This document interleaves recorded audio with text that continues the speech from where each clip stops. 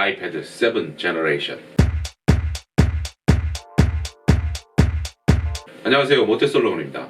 오늘은 아이패드 7세대를 제가 직접 사용한 이야기를 해보려고 합니다. 그런데 전작과는 다르게 말이 많더라고요. 뭐 색감이 어떻다, 가격이 어떻다, 뭐 여러가지 말이 많은데 그런데도 왜 저는 7세대를 준비를 했느냐, 저 개인적으로는 게임하고 영화 감상, 뭐 가볍게 뭐 유튜브 같은 거, 블로그 이런 용도로 사용하기 위해서 준비를 했습니다. 그리고 셀룰러가 아니라 와이파이 모델을 준비를 했어요. 그래서 가격적인 좀 메리트도 있고 해서 했는데, 일단 제가 구입할 때 가장 좀 망설여졌던 것은 아무래도 가격입니다. 7세대를 구입하느냐 아니면 아이패드 에어를 구입할까, 여기에 대해서 좀 고민이 생기더라고요. 결국에 7세대를 한번 써보자 생각해서 구입을 했는데, 조금 가격 스탠스가 아예 낮거나 아예 높거나 뭐 이런 쪽으로 좀 해줬으면 좋았을 텐데, 일단 보급형이라는 그 기준 때문에 가격적인 스탠스를 취한 것 같아요. 아무튼 제가 개봉부터 사용까지 한번 진행해 보도록 하겠습니다. 자, 그러면 언박싱을 한번 진행해 보도록 하겠습니다. 박스를 오픈하면 안쪽에는 이렇게 아이패드 7세대가 들어있습니다. 뒤쪽에는 구성품으로 라이트닝 케이블이 들어있고, 여기는 설명서가 당연히 들어있겠죠. 설명서에는 뭐 제가 필요로 하지 않는 스티커도 당연히 들어있을 것 같고요. 여기 스티커가 이렇게 있네요. 그리고 충전기가 있네요. 충전기는 10W 충전기네요. 자, 이제 새 거라는 증거를 확실하게 보여주는 부분을 한번 제거를 해보겠습니다. 이렇게 쏙 빼면 이렇게 아이패드 7세대가 들어있습니다. 자, 그럼 디자인을 살펴보겠습니다. 전작과는 달리 10.2인치로 화면 크기가 커졌고요. 전면에는 상단에 페이스타임 HD 카메라가 내장이 되어 있습니다. 그리고 하단에는 홈 버튼이 있고 터치 ID 기능을 겸하고 있습니다. 그리고 후면 쪽에는 100% 알루미늄, 재활용 알루미늄 재질로 되어 있고요. 800만 화소 카메라가 내장되어 있습니다. 무엇보다 가장 큰 특징이라고 하면 스마트 커넥터가 내장이 됐다는 거죠. 그래서 키보드를 장착해서 쓸 수 있다는 건데, 활용성, 호환성은 좋기는 한데 중요한 것은 키보드 하나가 20만원을 한다는 겁니다. 정품 키보드 아니고 작던 키보드 이런 걸 쓰면 되기는 하지만, 일단 20만원이라면 기기의 절반값에 해당하기 때문에 애플은 이렇게 비싸게 액세서리를 파는지 이해가 잘 안 되고요. 아무튼 그렇고, 그 나머지는 다 비슷합니다. 측면에는 이렇게 볼륨 버튼이 있고, 상단에는 전원 버튼이 있습니다. 그리고 3.5mm 이어폰 잭을 살려뒀고요. 하단에는 스테레오 스피커가 양쪽에 이렇게 되어 있고, 중앙에는 라이트닝 커넥터가 있습니다. 커넥터 포트가 있는데요. 스피커 같은 경우에는 애플이 좀 고집이 세서 그런지 몰라도 왜 이쪽 하단에다가 배치를 하는지 모르겠습니다. 영상을 이렇게 양손 들고 보통 이렇게 보나 봐요. 보통 외국인들은 이렇게 보는데 보통 이렇게 보지 않나요? 양쪽이라면 이렇게 스피커가 배치가 돼야 되는 게 정상인데, 아무튼 좀 그거는 이해가 되진 않습니다. 그래서 스테레오라고 하지만 입체적인 사운드는 좀 기대하기 힘들고요. 대신 소리의 크기라든지 이런 거는 충분히 만족스러울 정도였습니다. 그리고 전작과 달라진 것 중에 하나가 측면 베젤이 1.5mm 정도 줄었습니다. 그래서 좀 더 슬림해 보인다는 거. 화면은 10.2인치고 전체 크기는 가로 174, 세로 250.6, 두께 7.5mm입니다. 그래서 10.2인치라고 하지만 최근에 그 베젤 없는 이런 제품들 같은 경우에는 한 11인치 정도 되는 크기라고 할 수가 있을 것 같고요. 그리고 무게는 제가 선택한 와이파이 모델의 경우에는 483g이고요. 셀룰러는 493g이라고 합니다. 근데 이게 들어보면 제법 무게감이 있어요. 그래도 요즘 나오는 슬림북 같은 거와 비교를 한다면 가벼운 편이니까 무난하게 휴대는 할 수 있을 것 같습니다. 화면 같은 경우에는 아래쪽 유리판과 위쪽 유리판이 이렇게 약간의 유격이 있어서 이 애플 펜슬을 이렇게 찍을 때 시각적으로 보는 거하고 실제 찍는 위치하고 좀 다르게 보일 수가 있다고 하는데요. 그런데 크게 차이가 없더라고요. 그래서 글씨를 써봤는데 위치 차이를 체감할 수 있는 수준은 아니라고 생각합니다.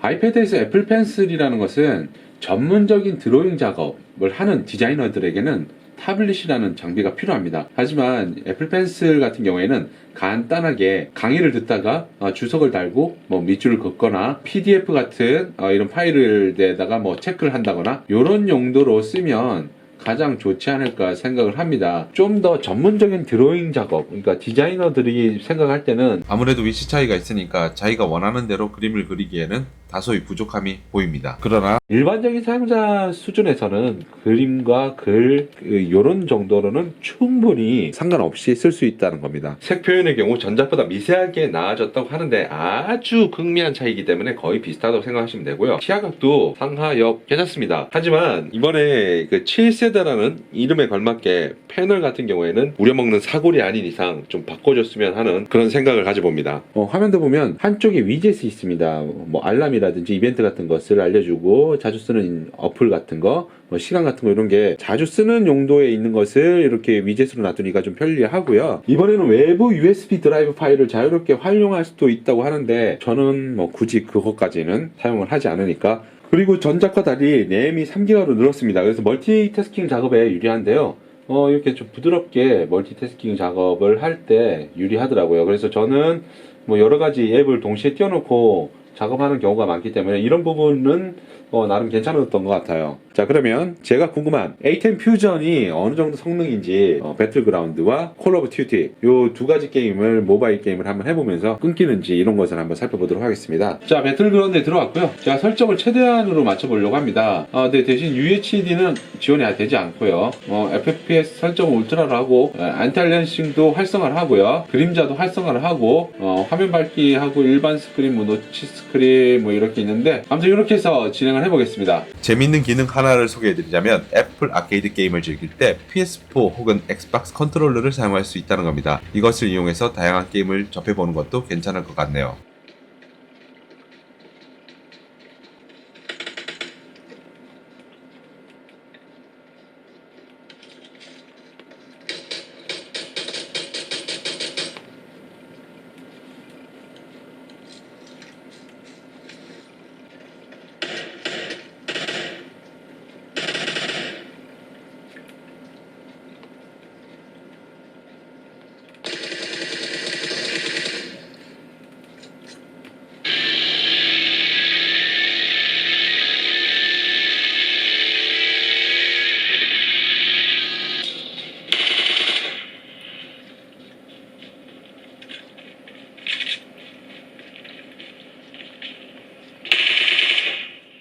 이번에는 콜 오브 듀티 모바일을 플레이 해보겠습니다. 자, 그래픽 품질은 매우 높은 뭐 피사기침도 실시간 그림자 안티 알리아싱 다 이렇게 최고로 설정을 했습니다. 그러면 한번 플레이를 해보겠습니다.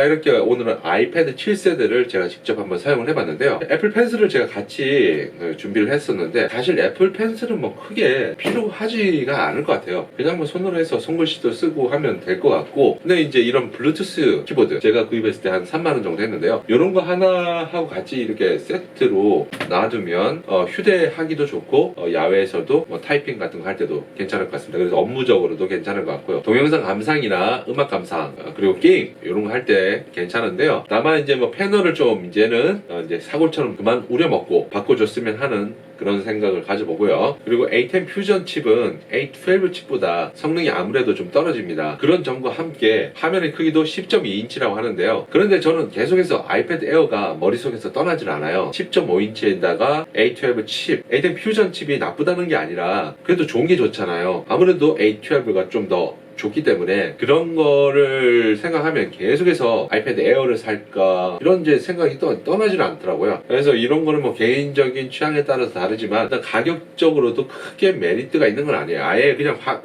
낮춰버리든가 뭐 그렇게 했더라면 좀 더 인기가 있지 않았을까 싶고요. 추후에 이제 가격적인 변동은 애플 자체에서 어떻게 정책적으로 할지는 모르겠으나 저 개인적으로 좀 더 낮춰줬으면 하는 생각을 가집니다. 자, 이렇게 오늘 영상을 모두 마치고요. 제 영상이 도움이 되셨다면 여기 구독과 좋아요 그리고 알림 설정까지 함께 부탁드립니다. 감사합니다.